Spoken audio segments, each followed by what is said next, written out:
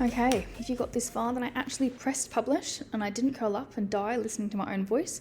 Welcome to my podcast. What are we drinking today? Is it coffee, wine, or your children's tears? But welcome to the Loud Mums Club, where we say the quiet part out loud, the good, the bad, and the absolutely cooked parts of parenting. 5 fun facts about me. I have 2 kids and I'm on my first husband. I was actually born in Germany. I was married in Vegas. I love wine. And I hate that my husband always buys me lilies when he knows I hate them. But welcome to the podcast, and I wanted to have a place where I can talk honestly about my parenting. And I think I've got a lot of friends that have all had babies at the same time as me. I think everyone I know have pretty much got kids under 7.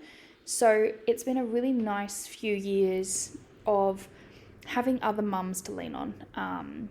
It takes a village, and I think I have got my village of other mamas, and there's nothing better than when you catch up for a glass of wine or a coffee and you realise that they're dealing with the same issues. Like, they are equally as exhausted by the end of the day, equally struggling with trying to get everyone out of the house in the morning, or trying to figure out the routine now with school starting, and it is just a lot being a mum. And I'm very grateful I have an incredible partner and husband, but some of my friends aren't as fortunate or are single mums. But I think it's important to share, obviously, the good stuff, but I feel like with social media and things these days that unfortunately things are sort of washed over.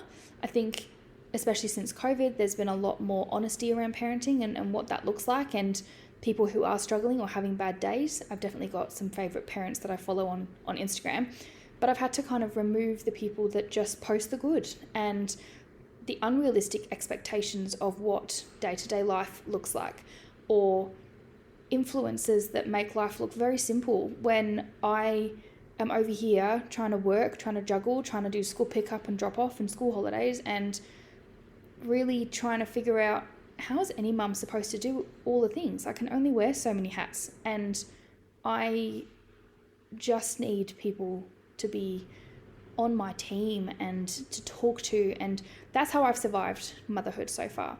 Extremely grateful to my inner circle, and those listening, you know exactly who you are, and I'm sure my listeners will get to meet them along the way, which is really exciting because I want to bring them on.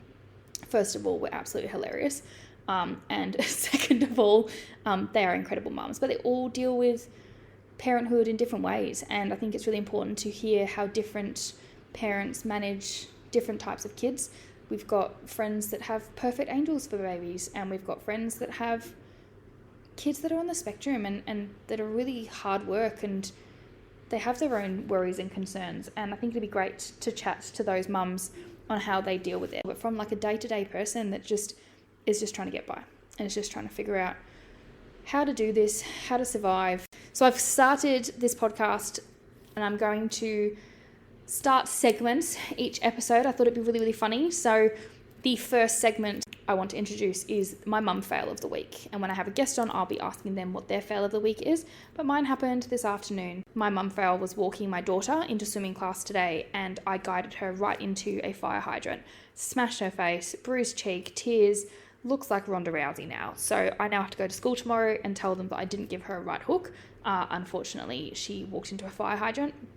Luckily, my kids' teachers have clicked on that my children are very uncoordinated, and I am not causing all the bruises. Does anyone else have that? Is anyone else's children just covered? I mean, my son has got legs that look like I pin him down and punch him all night long.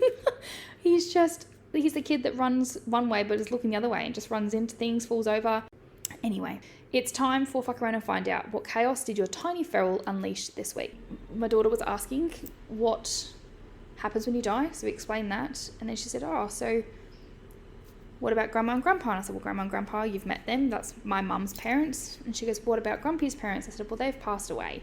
So the first thing she said to my dad when she saw him next was, your parents are dead, Grumpy. I nearly died. She then followed it up with, my heart hurts for you. And can I tell you, I've never felt so grateful for that save. My dad's not offended. He's a very easygoing guy, and it happened ages ago, but well done for the save, kid. Well done for the cuteness factor with the my heart hurts for you, Grumpy. There's nothing better than having a bitch about a family member and then they go and tell them exactly what you said.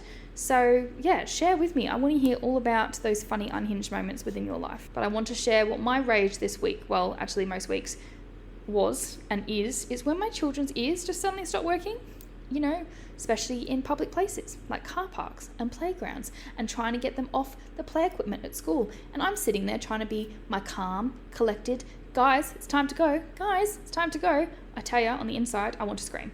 I want to scream. I want to swear, but I'm surrounded by other parents, and my son decided to run towards the road one morning after drop off.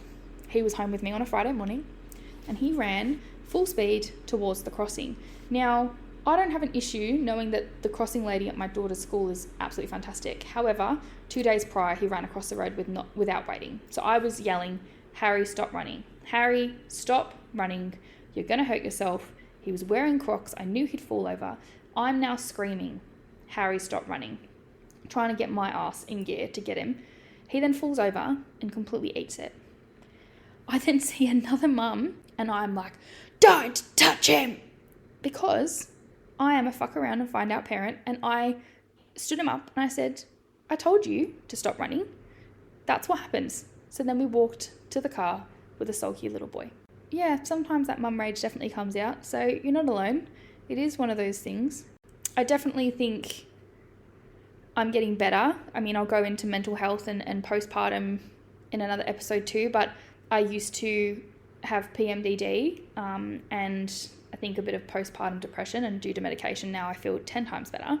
But I do think if the rage is completely unhinged, talk to someone, because I definitely went through that stage when my kids were a little bit younger.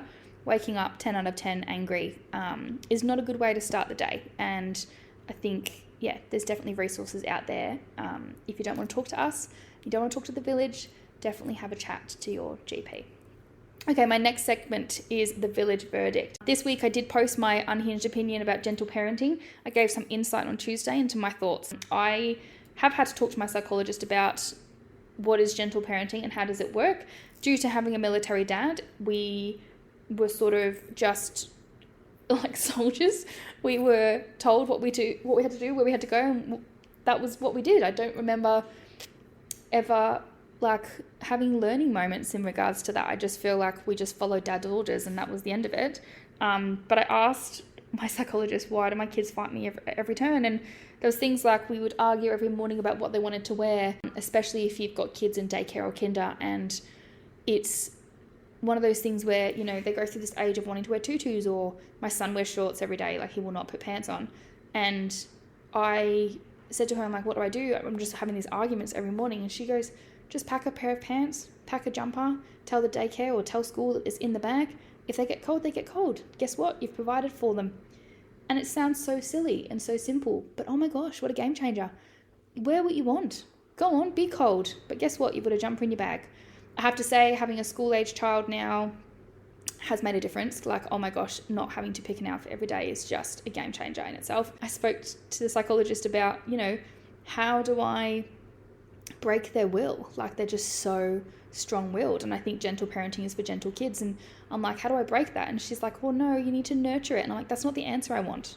I want you to tell me, how do I break their will? How do I stop them fighting me? How do I stop them talking back? I'm like, I had a military dad, but didn't dare speak back. And I used to talk to my dad, and I've said, why did they not listen to me? And he's like, well, stop yelling. And I'm like, well, hang on a second. All you did was yell. So somehow wires are crossed here. I'm trying to figure out how to do this, and how do you do it when you've been taught one way, and it is just such a difficult thing to figure out. So I can't wait to hear other mums' opinions and thoughts, and share our group wisdom, I suppose. I then want to do some rapid fire questions. So let me know your thoughts on this. Coco Melon or Peppa Pig? I would much rather Peppa Pig, even though I think she's a sassy little bitch. Coco Melon, I cannot stand. Coffee order would be just a standard latte. Standard latte, normal milk, 1 sugar. Have I ever hidden from my kids? Don't think I've ever hidden. I just might not respond to mum for a while, or until they come and find me, especially if I'm on the toilet. I'm not screaming back. They can come find me if they need me. And my favourite swear word would be fuck. There is no doubt that there won't be a few F-bombs in this. But anyway, that's just a short introduction of myself.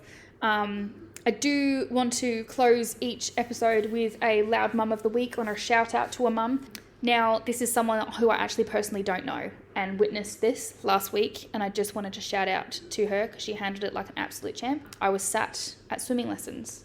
This mum sat there with her son trying to keep him entertained whilst obviously her other child swimming.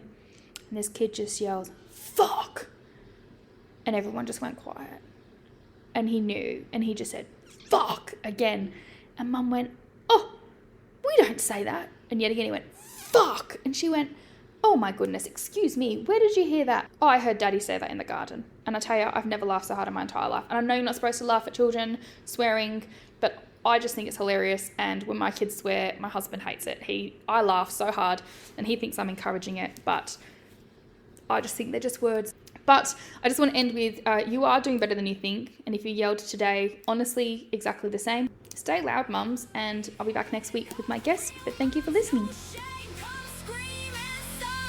Welcome to the Loud Mums Club.